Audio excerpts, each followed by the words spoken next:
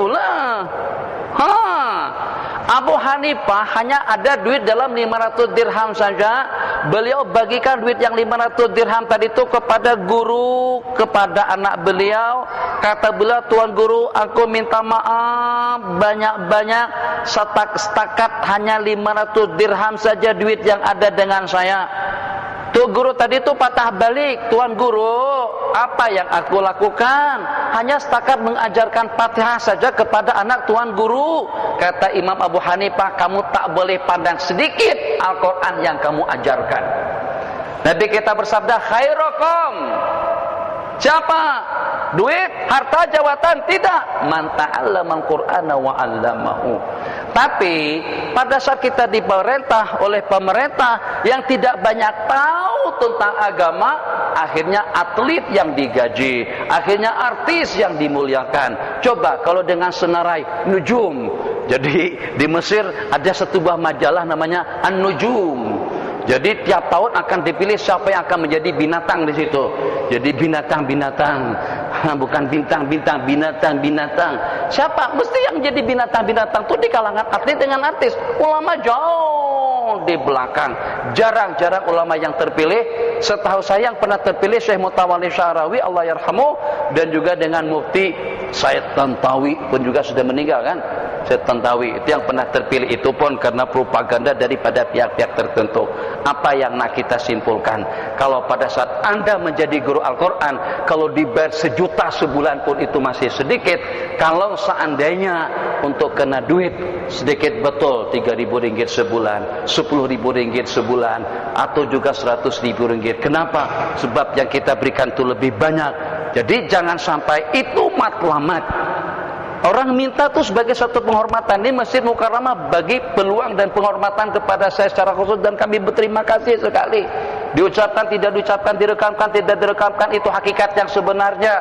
Semuanya mendapatkan habuan dari sejumlah yang hadir. Semakin semalaman semakin banyak kereta parking di bawah situ. Tak tahukah ini pengajian masa mengantuk nih? Tak lenguh kah? Tak letih kah? Tak mengantuk kah? Ramai yang bermujahadah untuk melawan mata, tapi sebagainya tidak mengantuk. Saya belum tengok orang mengantuk lagi. Kalau ada mengantuk 2-3 saya tunjuk. Masya Allah, tabarakallah, tak mengantuk lagi. Itu pahalanya kepada EJK yang pertama, yang memberikan peluang dan kesempatan kepada kita. Siapa yang ada andil, yang ada saham dalam pengajian pada malam hari ini, yang terbanyak mendapatkan habuan balasan daripada Allah, bukan RM, tapi akan mendapatkan lantunan rahmat dan maghfirah, doa daripada orang ramai. Prinsip, jangan meminta, tapi kalau diberi jangan ditolak. Itu prinsip Sayyidina Abdullah ibni Umar radhiyallahu ta'ala anhuma. Bagi banyak, alhamdulillah. Bagi sedikit, alhamdulillah. Tapi yang walaupun kadang-kadang nafsu, sedikitnya itu nafsu. Itu susah dikawal. Bismillahirrahmanirrahim. Insyaallah sudah jelas dengan hadisnya. Jadi kata beliau, saat ketika mendapatkan tawaran semacam itu, coba tolong laporkan hajat dan keperluanmu. Saya tidak akan melaporkan hajat dan keperluanku, tapi dalam waktu yang sama saya tidak menolak pemberian yang Allah berikan melalui Anda. Man istafada malan, ini untuk menjawab pertanyaan tentang gaji. Apakah wajib mengeluarkan gaji pendapatan, bahasa kita di sini, atau dengan gaji kami sebut dengan gaji Allahumma shalli ala sayyidina Muhammad. Apa kita sebut? Gaji? Bapak, bukan. Kita sebut bahasa Indonesia. Gaji baji Allahumma shalli ala sayyidina Muhammad. Bukan tunjangan. Gaji. Apakah wajib kita mengeluarkan zakat profesi? Di sana sebut zakat profesi dikatakan. Kita sebut gaji pendapatan. Apakah wajib? Kan ada orang gajinya, dia konsultan gajinya 50.000 RM. Yang 50.000 itu bukan sedikit, banyak yang dapat gaji macam itu. Pakar spesialis gaji. Kalau jadi dokter bahasa kita sudah 40.000, itu confirm. Bedah belum lagi. Kalau ada yang dibedah jantung, tulang, ratusan ribu per bulannya. Jadi bagi mereka itu wajib mengeluarkan zakat pada tiap bulannya.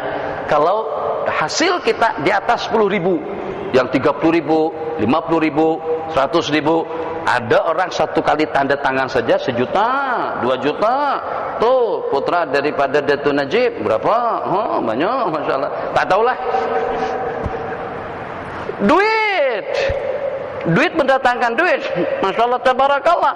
Jadi kalau tiap bulan hasil kita lebih daripada 15.000 RM, apakah wajib kita zakati? Hadis jawabannya, jangan ikut kilwangkang. Kerajaan tak nak ikut pendapat yang ini. Kenapa? Karena tidak menguntungkan kerajaan. Kita pada kerajaan kita memfatwakan ada zakat pendapatan. Hukum mengatakan zakat pendapatan itu tidak ada, kecuali kalau cukup hal. Yang pertama cukup nisab, yang kedua cukup nisabnya dalam 12-13.000 RM dalam waktu yang sama, terputar terpusing sampai ke penghujung tahun, daripada 15 Agustus sampai kepada 15 Agustus, daripada Ramadan sampai kepada Ramadan yang seterusnya. Man istafada malan, barang siapa mendapatkan harta hadiah daripada kerajaan, musabaqah. Musabaqah tahun ini hadiahnya 1 buah kereta Saga, betul? Saga, naik ke haji ke Mekah, Saga katanya. Dapat buah kereta Saga. Sedikit, sepatutnya hadiahnya pesawat Boeing 777. Masih sedikit. Di Arab Saudi, masa saya di sana, saya pernah ikut musabaqah, tapi juara berapa tak tahu, tapi dapat hadiah juga. Di Indonesia, saya pernah dapat juara kedua azan dan juara kedua musabaqah tilawatil Quran. Juara 2, juara 2. Johan pertama, juara kedua, juara 2. Kenapa? Sebab pesertanya 2 orang saja. Jadi Dewan Juri mau tak mau ada pilihan. Terpaksa saya dapat Johan juga. Kenapa 2 orang aja yang musabaqah? Ya hak lainnya tuh banyak. Ada musabaqah kali pertama saya lari, karena musabaqah katanya baca Fatihah dengan surah pilihan. Okelah, saya sudah baca surah Fatihah bagus. Surah pilihan wadduha lam nasraka. Begitu sampai ke tempat musabaqah tadi itu ternyata baca Quran. Jadi bahasa di sana, pemegang qari, pembawa nomor urutan 139 dipersilakan membuka halaman 171 daripada surah Arab ayat yang ke-39, dipersilahkan. Macam tuh yang sebelumnya, ana jadi risau takut, ana nak baca apa, ana belum pandai baca Quran lagi, masih kanak-kanak. Akhirnya ana balik ke rumah pada ana tinggalkan Dewan Musabaqah. Nama ana dipanggil, ana tak datang. Daripada memalukan, baca apa? Kita baru baca Fatihah dengan surah-surah yang pendek. Baca pertengahan Al-Quran, suruh baca surah Al-Ankabut, tercabut bulu roma kita. Innalillah. Itu ceritanya. Jadi musabaqah Al-Quran, pendengarnya dapat pahala as-sami' wal mustami'. Yang mendengar dan yang membaca sama-sama dapat rahmat turun, maghfirah turun. Allah tengok, wa man nadhara ilaihi la yu'adzibu abada. Orang yang ditengok oleh Allah, Allah tidak akan menyiksanya. Ternyata hadiahnya hanya setakat 1 buah kereta Saga sahaja. Coba kalau pada itu dengan pemain badminton Datu Ling Liung Lung apa namanya itu menang 1 juta dapat. Itu menunjukkan agama ini dah jauh terinjak di bawah telapak kaki kita. Jadi kita tidak menghormati atau tidak memuliakan agama sebagaimana pada posisi dan juga pada kedudukannya. Tendangan pertama daripada pemain bola sepak kompom boleh dapat 50.000, 100.000 RM. Mana buktinya? Tuh dengan Mesir Husam Hasan. Husam Hasan dengan Ibrahim Hasan, 2 beradik. Entah teref? Husam Hasan tendangannya pada waktu menendang gol pertama pada golnya Belanda tahun 2000 berapa, Piala Dunia tahun 2000 berapa Mesir masuk, Mesir melawan Belanda, kalau tidak salah 2-1 Mesir kalah. Itu Husam Hasan mendapatkan 1 buah pila atau 1 buah banglo mewah oleh putra Raja Fahad. Mendapatkan 1 pila harganya jutaan RM. Tapi seperti itu dah. Di Saudi yang saya tahu paling banyak hadiahnya pada tahun 80-an saya ke Mekah tahun 74 di Intercontinental Hotel, hafal Quran dengan tafsirnya, dengan qiraatnya dapat 75.000 RM. 75.000 real saja. Hatta orang Saudi pun masih belum memberikan penghargaan yang sepatutnya kepada ulama dan juga kepada ahli Al-Quran. Ahlul Quran, ahlul Quran, ahlullahi wa khassatuh. Begitu yang Nabi kita sabdakan. Kalau saya yang menjadi presiden dan menteri keuangan, maui satu kali konser, saya kasih RM1 saja. Begitu juga dengan Siti Nurhaliza. Tapi ulama satu kali ceramah saya akan kasihkan 1 juta kalau saya punya duit dalam beberapa bilion ringgit. Insya Allah kalau tidak terbukti bagi saya duit 10 juta akan saya kasihkan 5 jutanya kepada ulama-ulama dan khutbah-khutbah yang memainkan peranannya dalam dunia dakwah. Jadi Nabi kita katakan ni'mal malus saleh fir rajulis saleh. Sekarang yang paling diidolakan oleh masyarakat adalah binatang-binatang film dan juga dengan artis-artis dan juga dengan pelakon.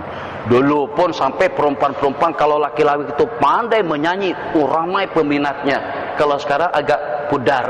Kalau pandai berkasidah, ramai peminatnya. Kalau dulu tak, yang hidup ini bagai lampu, itu banyak perempuan-perempuan yang mau. Hatta di Mesir, ini cerita ini bukan di sini, di Mesir. Maksudnya dengan pelajar-pelajar kita di sana. Kalau ada pelajar-pelajar kita terlibat dalam satu kumpulan, Al-Wadi apa-apa suara lawa main kompang, akhwat. Sekarang tidak semacam itu lagi, yang pandai baca kitab dan juga yang pandai berkasidah, ya hanana, ya hanana, macam itu. Dunia sudah terbalik. Bismillahirrahmanirrahim. Man istafada malan, barang siapa mendapatkan duit, dapat hadiah, dapat harta karun, dapat anugerah daripada Tuhanku senilai tidak kurang daripada 1 juta, wajib kita zakati? Tidak diwajibkan zakat katanya kecuali setelah terputar haul inda rabbihi, inda malikihi, oleh orang yang memilikinya. Duit masuk ke dalam akun maybank, berbiar sampai ke tahun yang berikutnya, baru wajib kita zakati. Al-ghazi fi sabilillah, orang yang berperang di jalan Allah dan yang melaksanakan ibadah haji, itu adalah tetamu-tetamunya Allah. Kalau mereka berdoa akan diperkenankan, kalau mereka meminta permintaan mereka akan diberikan. Idza laqital hajj, apabila kamu berjumpa dengan jamaah haji, fasallim alaihi wasafihu. Bahkan sunat dengan kita bukan setakat bersalaman, kita peluk rapat-rapat, tapi jangan diangkat orang. Allah. Kali pertama saya datang ke Seremban dijemput sama Ustaz Fuad. Ustaz Fuad jemput saya melalui telepon, dia kirim tiket pesawat naik mas bolak-balik pergi ke Rembau. Ceramah di Rembau. Orang Rembau terlampau cinta, mungkin itu didikan daripada Ustaz Fuad, cinta ulama dan lain sebagainya. Jadi pada masa bersalaman, Ustaz Fuad pula masalah tuan guru pada masa itu. Memang Ustaz Fuad pernah berguru dengan saya pada masa di Mesir. Jadi pada saat itu dia jemput, Masya Allah khidmahnya, layannya bagus sekali. Saya datang di sana, ahlan wa sahlan bin Nabi. Nabi yang kasidah topik, kasidah ahlan wa sahlan bin Nabi pada masuk ke kawasan situ. Masa bersalaman bukan setakat cium tangan, peluk. Ada satu orang memeluk saya sampai terangkat badan saya. Teruk malah macam tu. Peluk-peluk lah, tapi janganlah sampai dipeluk kuat sampai kaki kita bukan berpijak atas lantai lagi. Itu pelukan mati, itu pelukan Gusti itu. Lepas dah terjatuh saja lagi. Jadi kenapa? Kita nak hikmatnya nanti. Dan perintahkan dia untuk memohonkan keampunan kepadamu sebelum dia masuk ke rumahnya, fa innahu maghfurun lah. Jadi selama tidak kurang daripada 1 bulan, yang dilihatnya Ka'bah, dan juga dengan dadanya senantiasa berhadapan ke tempat yang paling mulia, matanya terkawal, telinganya terjaga, perasaannya terjaga, dari rumah ke masjid, dari masjid ke rumah, labbaik Allahumma labbaik, tilawah, zikir, berada di tempat-tempat yang mulia, berkumpul dengan kumpulan orang yang dipilih-pilih Allah, namanya dhuyufur rahman, tetamu-tetamu Allah. Kalau Allah tak kasih, Allah tidak akan jemput mereka untuk datang ke situ.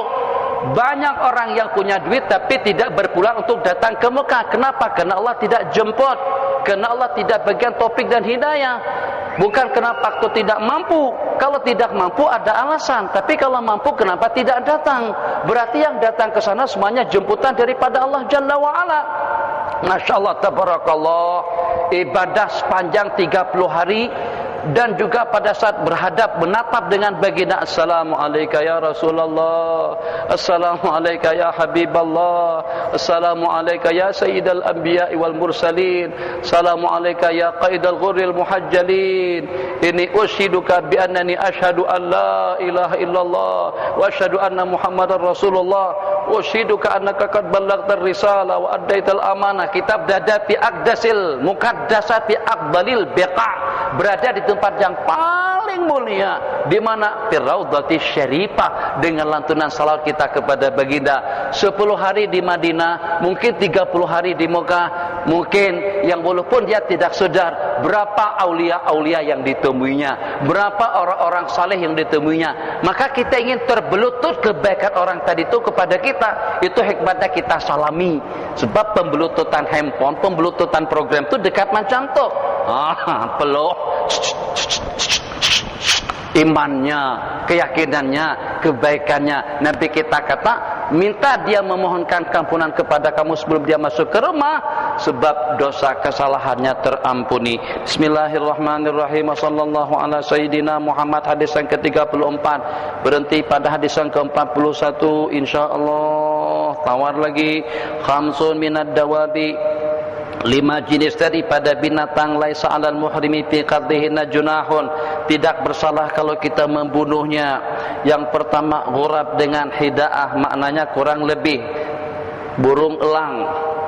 Hidaah sejenis juga dengan burung elang, atau di sini disebutkan dengan dalikan apa itu? Gagak. Al-ghurab wal hidaah qala wal aqrab, kala jengking, wal fa'ratu, tikus. Jangan toleransi dengan tikus itu sejak daripada dahulu. Nabi kita kata al fa'ratu daripada fuwaisiqat, yuqtalna fil hilli wal haram. Bonoh baik di tanah halal maupun juga di tanah haram. Akhir-akhir ini baru kita tahu ternyata dengan tikus itu diantara daripada binatang yang membuat penyakit. Kalau kami sebut dengan penyakit typhus. Typhus, yang panas, jarang selamat. Kalau lambat berobat. Kalau sudah kena penyakit demam tikus tadi itu, wal iyadzubillah, kesannya sangat-sangat berbahaya. Nabi kita kata kalak jengking pakai radar kalau pada waktu dia berjalan. Jalan radarnya naik di kepala, bahaya tuh. Masalah tengok sana sini. Tengok dah, tuh ekornya yang naik ke atas tuh, tersentuh sedikit saja boleh mematikan. Kalak jengking dengan ular hitam, dengan tikus, riwayat juga dengan wazagha, artinya dengan cicak. Dengan cicak, jangan toleransi dengan cicak. Bukan politik, ada hubungannya dengan politik. Cicak itu kenapa dibunuh sampai kepada anak cucu cicitnya pun juga kena jatuhkan hukuman mati oleh hukum, karena dia bersengkongkol dengan Raja Namrus, pemerintahan yang zalim. Ini bukan ceramah politik. Pemerintahan yang zalim pada saat itu, dikatakan kesekongkolan daripada cicak tadi itu dalam bentuk seperti apa? Ikut meniup api Namrud. Sekuat apa cicak meniup api? Dia tidak mesti dengan kesan tiupannya, tapi kebersamaannya itu ada isyarat. Tak boleh lari dengan ramal pada waktu kita melaksanakan tawaf. Ada yang namanya ramal, ada yang namanya al-ittiba. Al-ittiba dengan kita menyelungkuhkan kain ihram dengan membuka bahu kanan. Ini namanya al-ittiba.